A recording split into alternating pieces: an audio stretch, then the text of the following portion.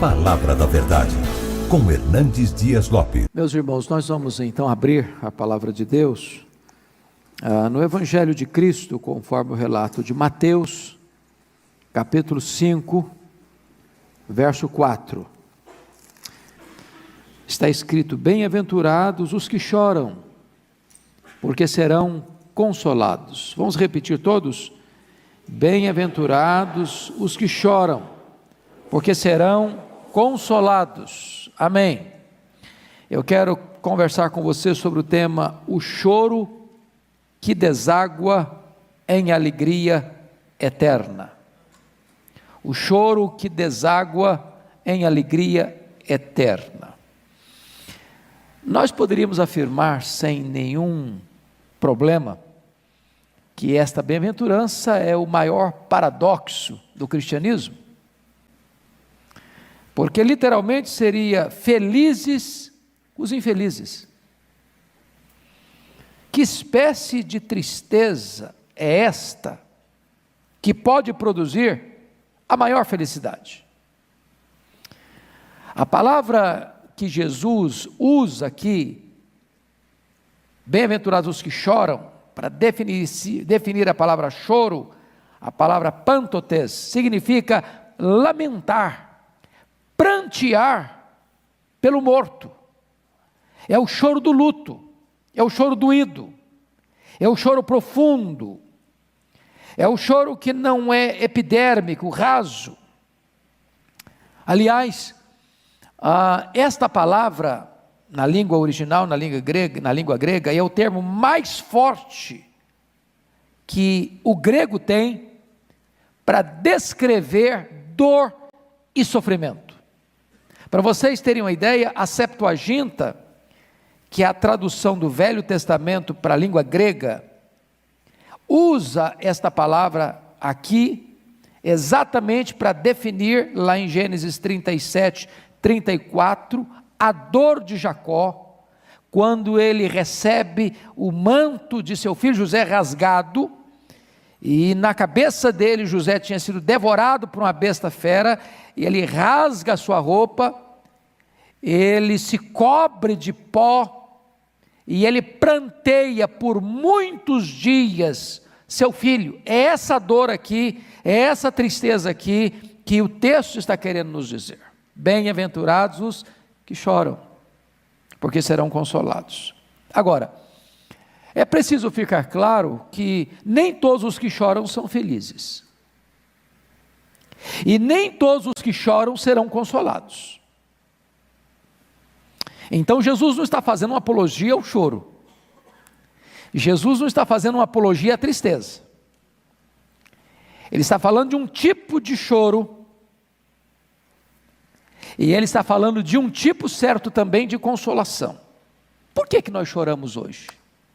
Que motivos nos fazem chorar hoje? Por exemplo, choramos pelo luto de alguém que nós amamos, choramos de dor física, choramos pela decepção, choramos pelo desespero, choramos de saudade, choramos de comiseração e compaixão por alguém, choramos de solidão, choramos pela depressão, choramos por amor.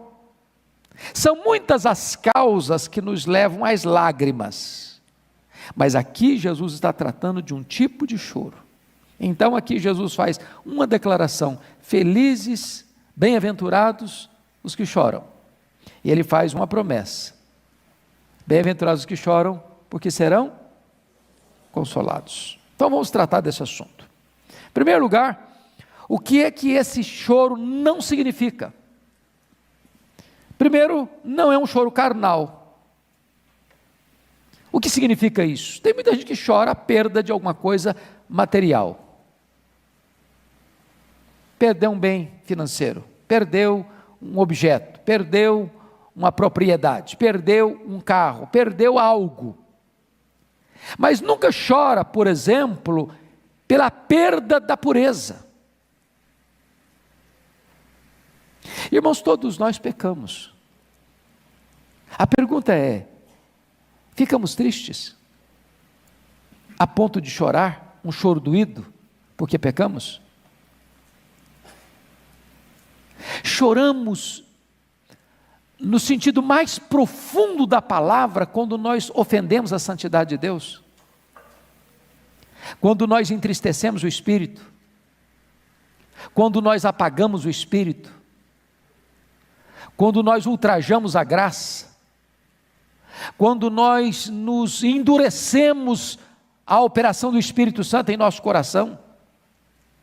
Choramos assim pela dureza do nosso coração, pela nossa superficialidade espiritual.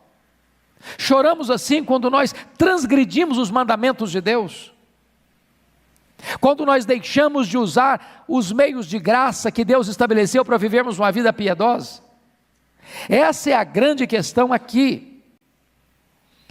Se você parar para perceber, o choro carnal é aquele que talvez Aminon teve, quando de uma maneira doentia se apaixona pela sua irmã Tamar, não podendo possuí-la. Esse é um choro carnal. É o choro de Faraó por ter feito bem, libertado o povo de Israel, e ele se arrependeu do seu arrependimento e vai persegui-lo. Esse é um choro carnal.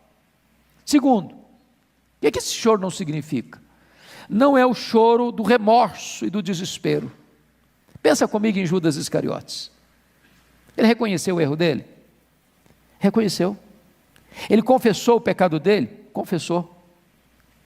Ele devolveu as 30 moedas de prata que recebeu para trair a Jesus? Devolveu. Ele fez uma defesa daquele a quem ele traiu, dizendo que ele era inocente? Fez.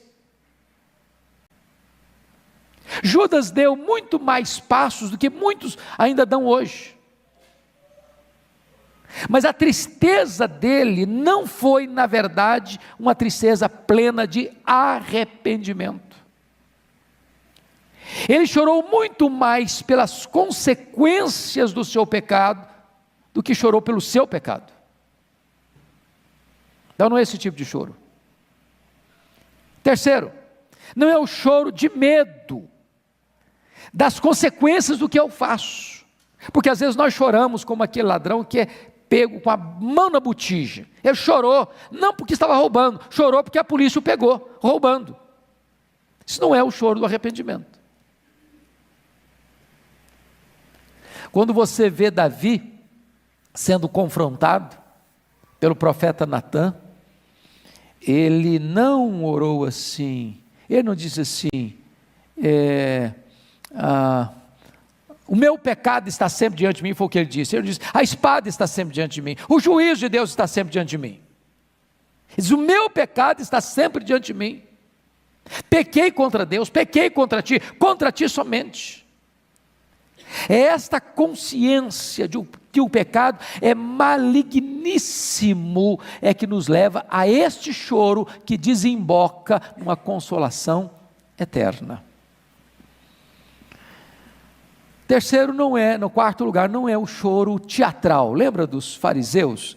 Quando eles se mostravam contristados e desfiguravam a face com o fim de parecer aos homens que jejuavam. Os olhos estavam molhados, mas o coração estava completamente seco. Então não é o choro do teatro, não é o choro cênico, não é o choro para impressionar as pessoas, não é o choro que visa convencer as pessoas à nossa volta de que somos espirituais. Esse não é o choro de que Jesus está tratando aqui nesse texto. Então, vamos ver que choro é. O que esse choro significa? Primeiro, esse choro precisa ser um choro espontâneo. Lembra daquela mulher pecadora que se prostra aos pés de Jesus e chora sobre os pés de Jesus, e depois enxuga os pés de Jesus com seus cabelos?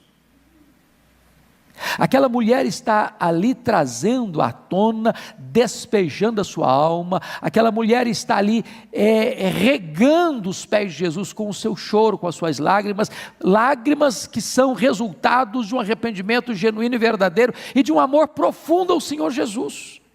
Esse é o choro. É aquele choro que não é por constrangimento, mas é um choro que emana de um coração arrependido, ou ao mesmo tempo, um choro que produz, que é produto de uma gratidão profunda pelo amor de Deus a nós pecadores. Mais ainda, que choro é esse? Este é um choro que chamaríamos de um choro espiritual. Nós devemos chorar pelo pecado. Por quê? Porque o pecado é um ato de hostilidade contra Deus.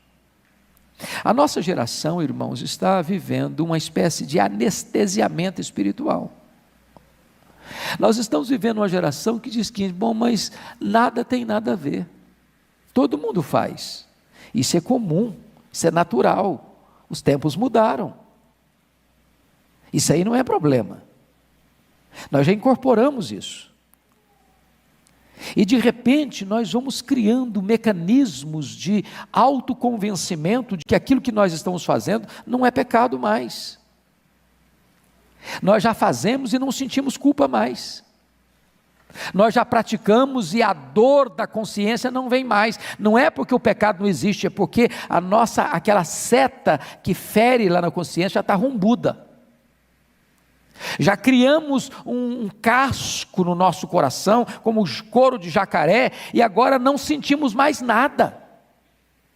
Então preste bem atenção, nós precisamos entender que o pecado ofende e resiste o Espírito Santo de Deus. Mais ainda, devemos chorar pelo pecado, porque ele é um ato de consumada ingratidão a Deus. Deus enviou-nos o seu Filho para nos livrar do pecado, e quando nós amamos o pecado, nós estamos demonstrando uma total e profunda ingratidão a este amor de Deus. O pecado contra o amor de Deus, deixa eu dizer uma coisa soleníssima para vocês aqui. O pecado contra o amor de Deus é pior do que o pecado dos demônios. Sabem por quê? Porque os demônios nunca foram alvos da graça de Deus. E nós, não obstante sermos objetos da graça de Deus, nós ainda nos rebelamos contra Deus e conscientemente e deliberadamente pecamos contra Ele. Este é um pecado de ingratidão. Pecamos contra aquele que morreu por nós, pecamos contra aquele que habita em nós. Terceiro, devemos chorar pelo pecado, porque o pecado, irmãos, nos priva das coisas mais excelentes do que o pecado nos livra. O pecado nos livra do maior bem, que é a comunhão com Deus. Amados, não é verdade isso? Quando é que você está bem? É quando você está em comunhão com Deus. Quando você peca, o que acontece? Há uma tristeza, há uma angústia, há um pesar. A primeira coisa que você nota imediatamente é que a sua intimidade com Deus foi o quê? Interrompida. Mas preste bem atenção, quando pecamos, não é apenas a paz que vai embora. Quando nós pecamos, é o próprio Deus que vai embora. Não há comunhão entre Deus e o nosso pecado. Então o pecado, na verdade, ele é maligníssimo, porque o pecado nos priva da intimidade com Deus, e é só na presença de Deus que tem delícias, e é só na presença de Deus que tem plenitude de vida, e é só na presença de Deus que nós desfrutamos da vida maiúscula e superlativa, a vida que Ele preparou para nós, a vida abundante. Deve ser, portanto, o choro aqui, o choro pelo nosso pecado. Vou dizer outra coisa soleníssima aqui para você. O pecado nos faz, não só pior do que o pecado dos demônios, não. O pecado nos faz pior do que uma serpente. Pensa numa serpente comigo.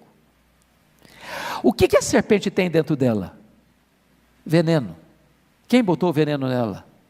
Deus. O veneno dela pode ser remédio. Mas o pecado é um veneno que foi botado dentro de nós, não foi por Deus, pelo próprio diabo.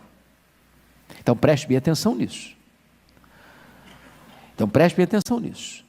Quando Ananias vendeu uma propriedade, entregou o valor aos apóstolos e mentiu sobre o valor, dizendo que estava entregando tudo, quando estava entregando apenas uma parte, Pedro confrontou nesses termos Ananias: porque Satanás encheu o seu coração para você mentir ao Espírito Santo?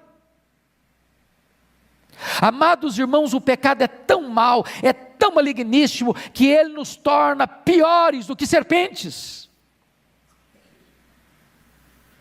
No dia 18 de outubro de 1740, um dos homens mais piedosos da história da humanidade, o missionário David Brainerd, escreveu em seu diário assim: em minhas devoções matinais, minha alma desfez-se em lágrimas, e chorou amargamente por causa da minha extrema maldade e vileza.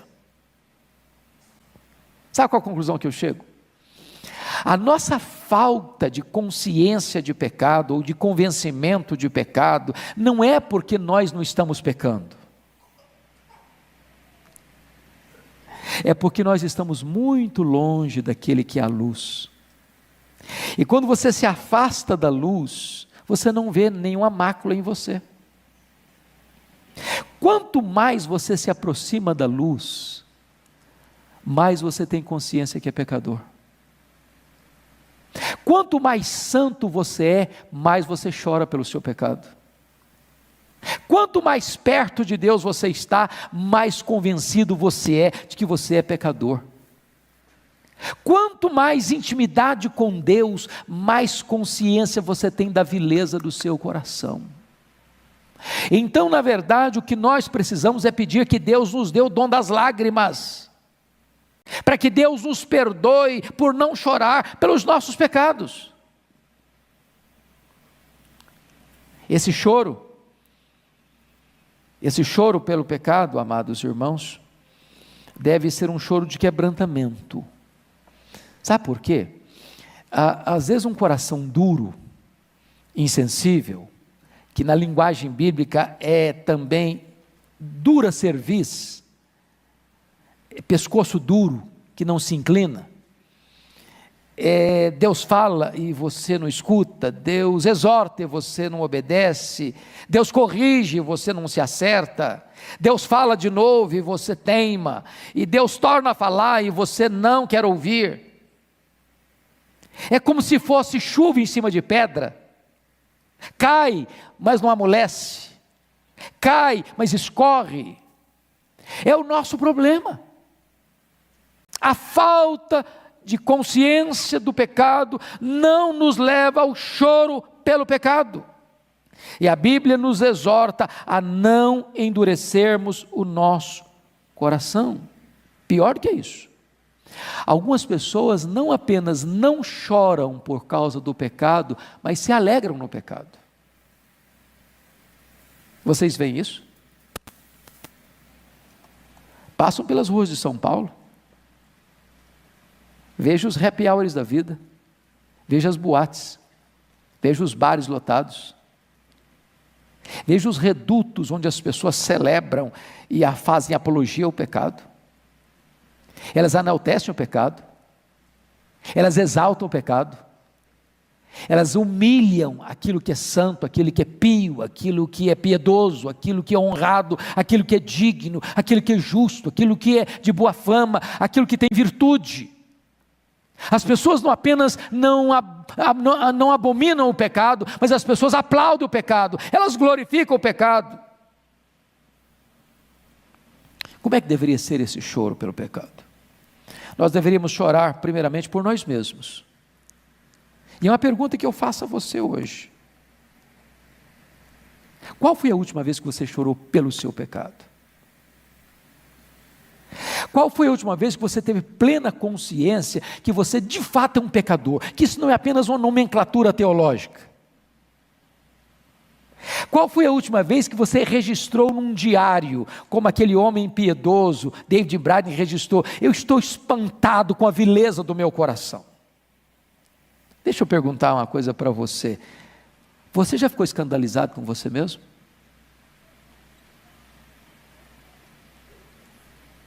Você já ficou triste? Eu falei, meu Deus, de novo?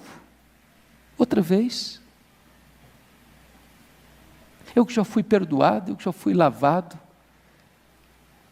eu que tenho o Espírito Santo habitando em mim, de novo, Senhor, estou pecando contra Ti. Você tem chorado pelo seu pecado?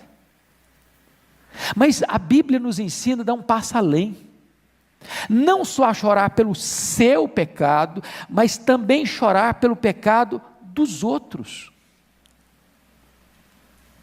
Irmãos, às vezes nós vivemos hoje dentro de uma cápsula, dentro de uma redoma do individualismo.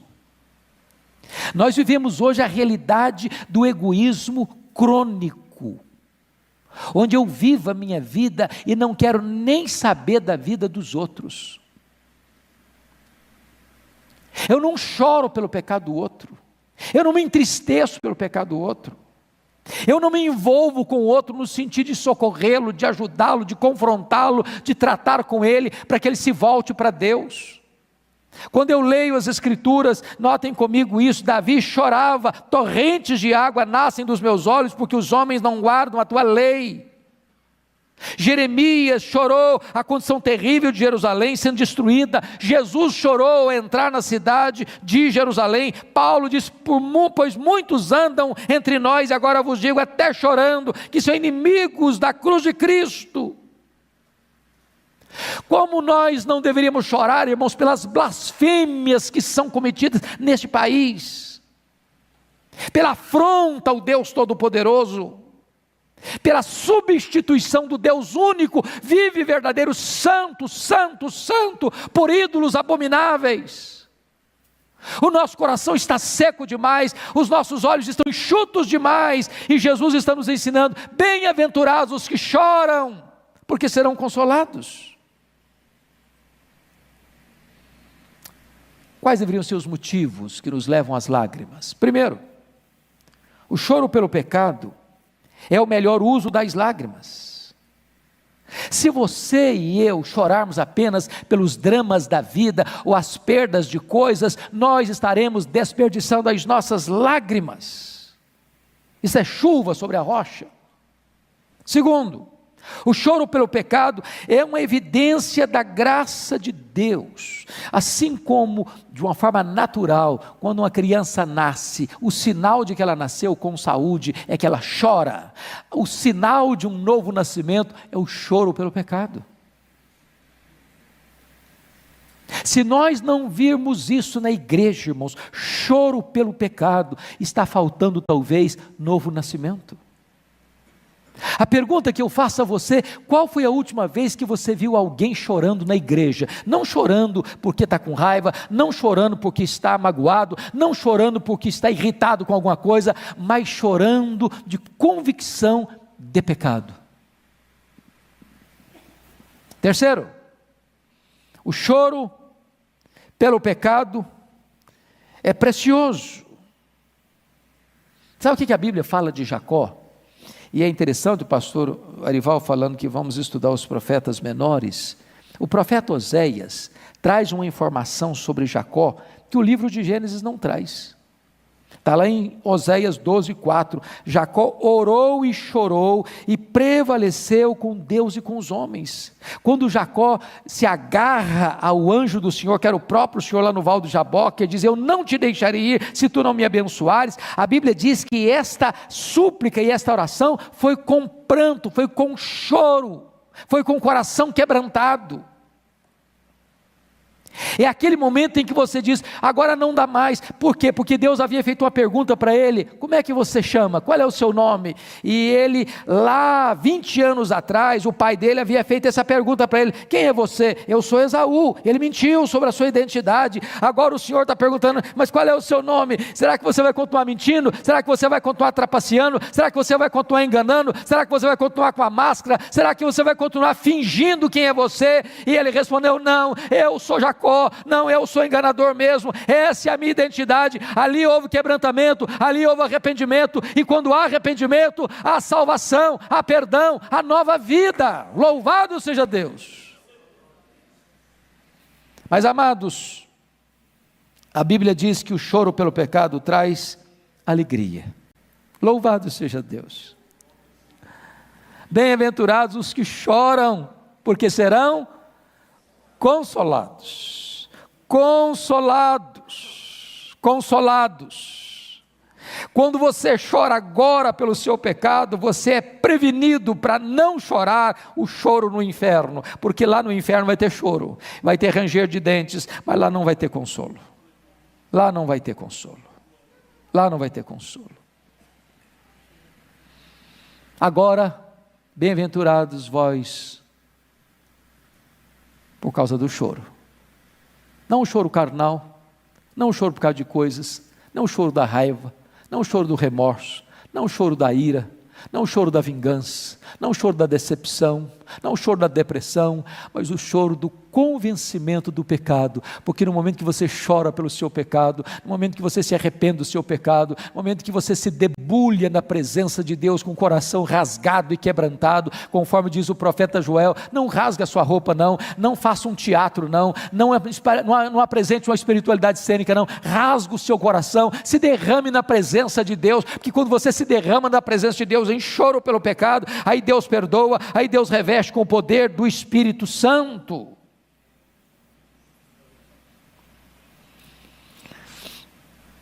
O choro pelo pecado, ele é temporal e ele é finito.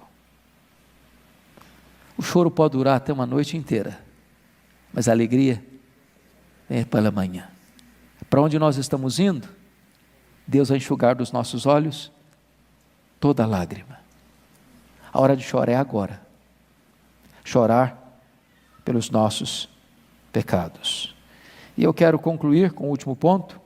Qual é o conforto oferecido aos que choram esse choro? Primeiro, o choro precede o conforto. Assim como a limpeza da ferida precede a cura. Olha como Deus age de maneira diferente do diabo. A Bíblia diz que Deus dá o melhor vinho no fim. O diabo dá o melhor vinho no começo. O diabo chega para você com a bandeja de prazeres. E diz: experimente, é bom, é gostoso, vai dar prazer. Você merece, você precisa. É seu, usufrua. Vai. É seu, agora. Experimente. E essa taça transborda. E o vinho do pecado é doce ao paladar. Dá muito prazer. É o sexo. É o dinheiro. É o sucesso. É a aventura. É algo que clama aos poros do seu corpo, que mexe com as suas emoções, que faz gritar dentro de você suas paixões. E o diabo diz: isso é bom, isso é gostoso, isso vai dar prazer, você merece isso, você precisa disso, é agora, é seu, usufrua. E depois que você engole essa isca, ele suga o seu vigor, ele destrói a sua alegria, ele destrói a sua paz, ele oprime você com a culpa, ele arrebenta você com medo, ele bota você debaixo das suas botas, e ele oferece para você um caldo venenoso, com gosto de enxofre. E então as lágrimas vêm, a culpa vem, o medo vem, o desespero vem, a morte vem. Mas o bom vinho Deus oferece depois. Agora é choro, agora é arrependimento, agora é renúncia. Mas quando você chora pelo seu pecado, Ele oferece a você o bom vinho do consolo, da paz, da alegria, do prazer, da comunhão, da vida eterna. E Ele leva você para onde não tem mais lágrima, onde Ele vai enxugar dos seus olhos toda a lágrima. Bendito seja Deus. As lágrimas do arrependimento não são lágrimas perdidas, mas são sementes de conforto. Sementes de conforto. Quando nós estudamos as histórias de avivamento, e é um assunto que mexe muito com o coração da gente, uma das marcas dos avivamentos foram exatamente essas marcas, irmãos. A igreja está caminhando normalmente, as coisas estão acontecendo, os cultos acontecendo, a agenda da igreja se desenrolando, mas quando chega um avivamento, de repente, num culto público, as pessoas começam a chorar. Não que cometeu um novo pecado, um pecado escandaloso, não, aqueles pecados comuns do dia a dia, normais, começam a incomodar, inquietar a alma. E de repente aquilo é um peso no coração. E de repente vem um convencimento de pecado. E de repente vem um choro pelo pecado. E de repente vem uma convicção plena de que o pecado é maligníssimo aos olhos de Deus, entristece o coração de Deus, ofende a santidade de Deus, apaga o Espírito de Deus que está dentro de nós. E o povo de Deus começa a chorar por causa do pecado. E na medida em que vai chorando pelo pecado, Deus vai limpando, Deus vai fazendo uma asepsia, Deus vai varrendo toda a sujeira, Deus vai jogando os móveis de Tobias que estão lá dentro da nossa vida fora, Deus vai tirando da nossa vida aquilo que entristece a Ele, e o nosso coração vai ficando leve, e o derramamento do Espírito Santo chega.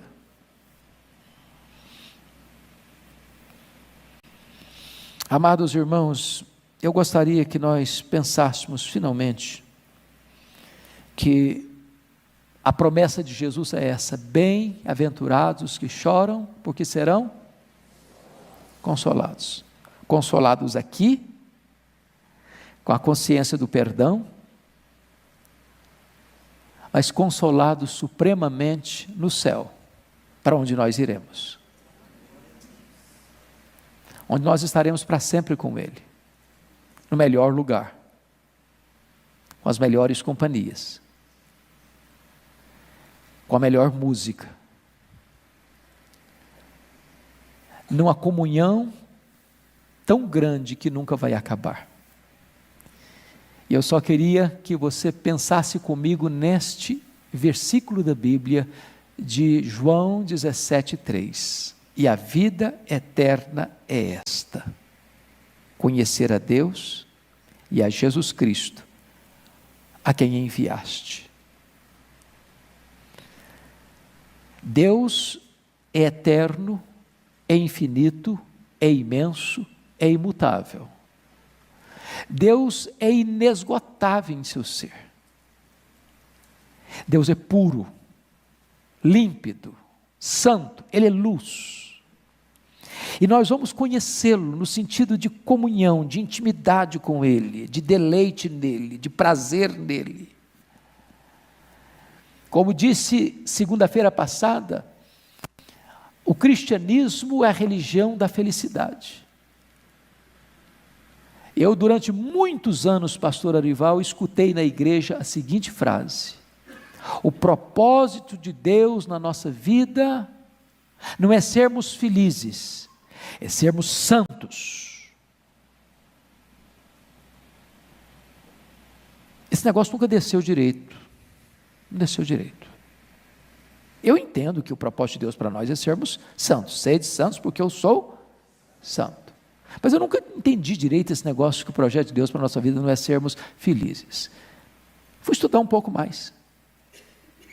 Como disse segunda passada, quem melhor entendeu isso foram os nossos irmãos puritanos, lá do século 17. E eles fizeram uma pergunta fundamental: qual é o fim principal do homem? E eles responderam assim: o fim principal do homem é glorificar a Deus e gozá-lo para sempre. Então não é verdade que o projeto de Deus na sua vida não é fazer você feliz. O projeto de Deus na sua vida é fazer você supremamente feliz, maiusculamente feliz, eternamente feliz, porque Deus criou você com um propósito: você conhecê-lo, você amá-lo, você fruí-lo, você glorificá-lo, e é na presença de Deus que tem plenitude de alegria. Você vai desfrutar dessa alegria por toda a eternidade. Depois de 1 bilhão de anos que você estiver lá no céu, você ainda vai estar conhecendo a Deus. Depois de 1 trilhão de anos que você estiver lá no céu, você ainda vai estar conhecendo a Deus. Nunca haverá um momento na eternidade.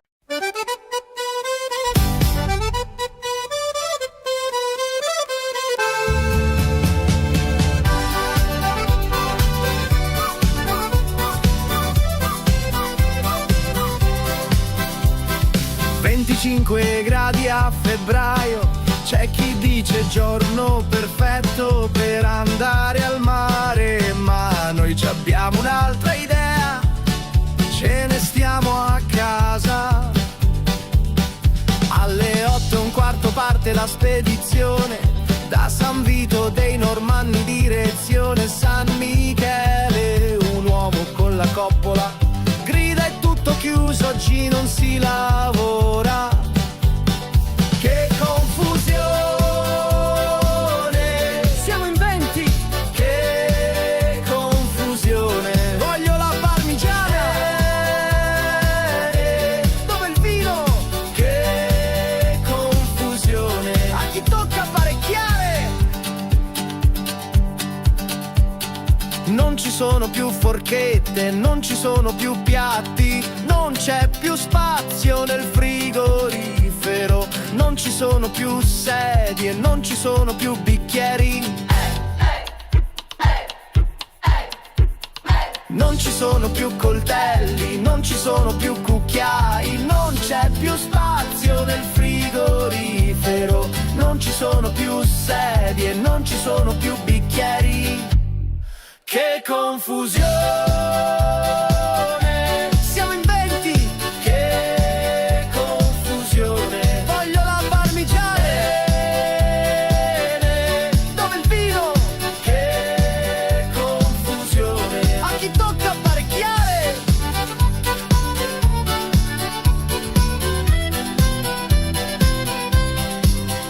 Se non mi liberi subito quella padella, non lo so che ti faccio. Amore, è finito il caffè, mi presti il tuo e te lo rifaccio.